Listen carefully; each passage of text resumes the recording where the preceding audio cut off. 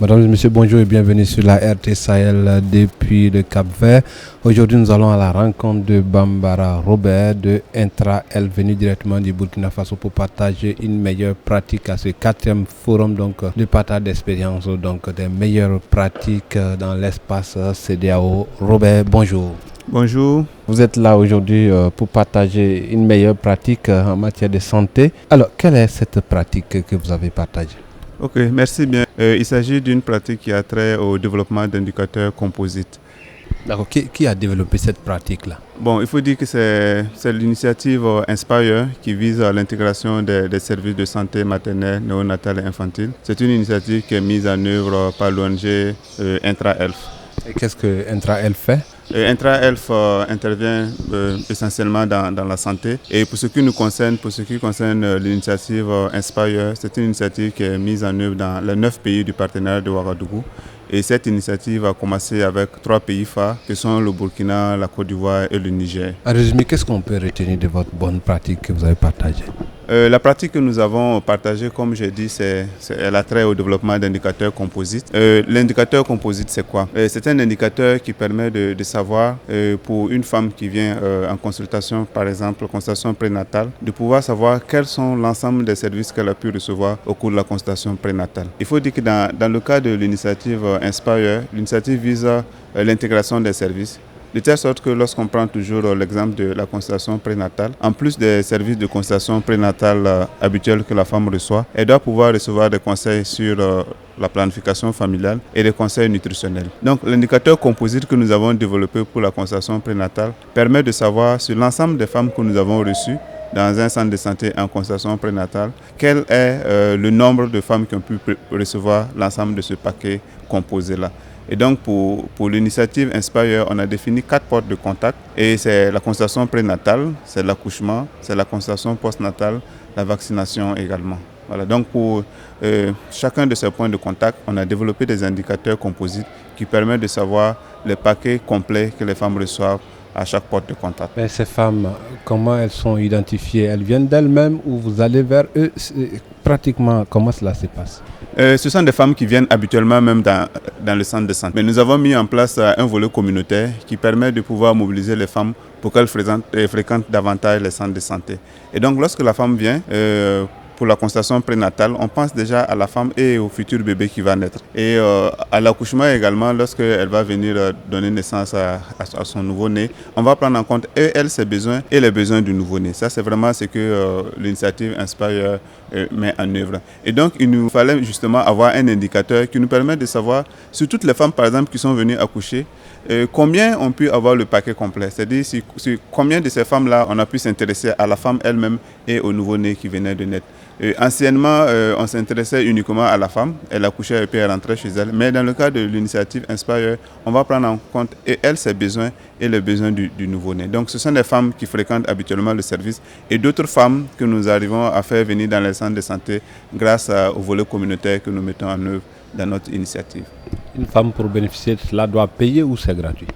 Non, ce sont les femmes qui fréquentent habituellement le centre de santé, comme je l'ai dit.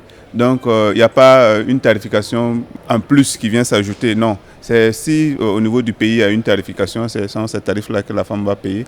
Mais quand on prend par exemple l'exemple du Burkina Faso, où ces services-là sont gratuits, donc la femme ne va pas payer pour l'ensemble de ces services-là.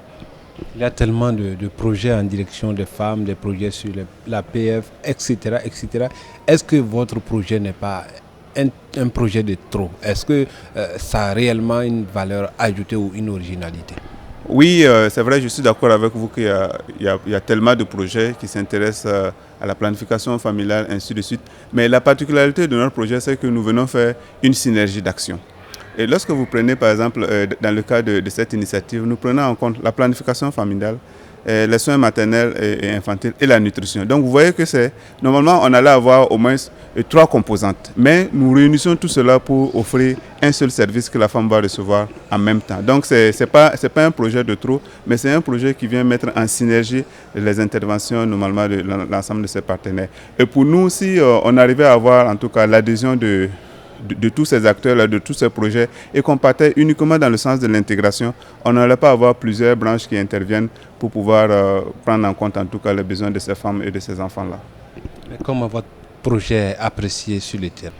Je pense que nous sommes très bien appréciés. Comme je l'ai dit, nous sommes dans les 9 pays du partenariat de Ouagadougou. Nous avons commencé par les 3 pays phares que j'avais déjà cités, le Burkina, le Niger et la Côte d'Ivoire. Et maintenant, nous nous sommes étendus sur les 6 autres pays. Et lorsqu'on prend par exemple, pour le cas particulier du Burkina que nous maîtrisons très bien, nous avions commencé dans un seul district, le district sanitaire de Pau, avec 4 formations sanitaires au départ. Mais au jour d'aujourd'hui, nous couvrons l'ensemble du district sanitaire avec plus d'une trentaine de formations sanitaires. Donc je me dis que c'est parce que ces autorités-là ont vu la plus-value de ce projet qu'ils ont accepté de passer à l'échelle au niveau de ce pays-là. Et tous les autres pays également sont en train de passer à l'échelle. Le Niger est passé à l'échelle, la Côte d'Ivoire également est en train de passer à l'échelle au niveau de toutes les formations sanitaires du district où nous intervenons. Donc je pense que le projet est vraiment bien apprécié sur le terrain.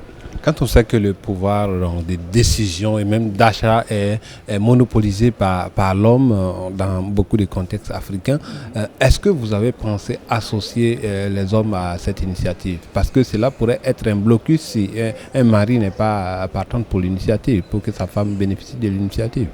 Oui, je pense que les hommes sont vraiment pris en compte. Le but même du projet, c'est que depuis la consultation prénatale, on incite déjà la femme à l'utilisation de ces méthodes, d'une méthode contraceptive. Donc, au cours de la consultation prénatale, la femme que nous recevons, il y a un counseling qui est fait avec elle. Et au cours de ce counseling, justement, l'avis du mari, on revient sur l'avis de son époux. Donc, pour voir dans quelle mesure faire venir son mari pour pouvoir échanger avec lui également au cours des prochains counselings. Donc, chaque fois que la femme va revenir au cours de la consultation prénatale, on va revenir sur le counseling pour dire, vous avez dit que vous allez peut-être utiliser telle méthode, est-ce que vous maintenez votre choix, ainsi de suite. Donc, s'il y a un problème, si par exemple au cours de ce counseling-là, la femme fait ressortir le besoin que l'agent de santé rencontre son époux, on trouvera des voies et moyens pour faire venir l'époux pour échanger avec lui. Donc c'est vraiment, je pense, on ne s'intéresse pas uniquement à la femme ici, mais tant qu'il y a un problème qui puisse provenir du mari et qui allait constituer un blocage, je pense qu'il y a des voies et moyens pour pouvoir prendre en compte la vie de ce mari-là. Parlant de problèmes, est-ce que vous en avez croisé dans la mise en œuvre du projet? Non, pas de problème qui bloque vraiment la mise en œuvre du projet, mais la difficulté pour nous actuellement, c'est comment faire en sorte qu'on puisse passer à l'échelle. Parce que nous avons commencé juste avec quelques formations sanitaires et on se rend compte qu'il y a vraiment une plus-value. Donc c'est comment avoir vraiment l'adhésion, faire un plaidoyer de taille pour pouvoir avoir l'adhésion et pouvoir passer à l'échelle. Parce que les besoins sont vraiment grands. Quand vous partez dans les formations sanitaires, ils ont beaucoup de besoins et à nous seuls, je pense qu'on ne peut pas satisfaire l'ensemble de ces besoins-là en termes d'équipement, en termes de formation du personnel, ainsi de suite. Donc c'est vraiment comment faire le plaidoyer pour pouvoir couvrir un plus grand nombre de formations sanitaires et répondre à leurs besoins. C'est vraiment ça le défi pour nous. Avez-vous des recommandations pour quelqu'un qui voudrait donc répliquer cette initiative? Oui, les recommandations, nous pensons que c'est une très belle initiative parce qu'elle met en avant l'intégration des services qui, depuis Alma Ata, depuis 1978, est promu par les pays, mais concrètement, cela n'est pas vrai pour nous. Si quelqu'un, en tout cas, veut pouvoir atteindre les femmes et les enfants, prendre en compte leurs besoins qui sont exprimés et les besoins non exprimés, c'est de mettre en œuvre le modèle d'intégration des services promus par Inspire. Le message particulier, c'est d'abord vous dire merci et inviter en tout cas l'ensemble des pays, particulièrement les pays du partenariat de Ouagadougou, à voir dans quelle mesure appuyer cette initiative-là pour qu'elle puisse passer à l'échelle dans l'ensemble des pays. Mesdames et messieurs, nous sommes à la fin de notre émission. Je rappelle que nous étions avec Bambara Robert d'Intra Health International venu du Burkina Faso pour partager une meilleure pratique avec la communauté CEDEAO venue de tous les côtés.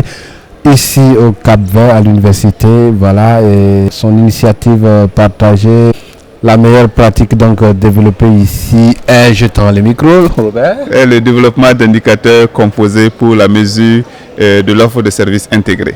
Voilà, invite lancé à tout le monde pour ceux qui voudraient donc développer une initiative pareille. Vous pouvez prendre attache avec voilà, Intra Health International au Burkina Faso. Merci de nous avoir suivis et à très bientôt. Bonjour.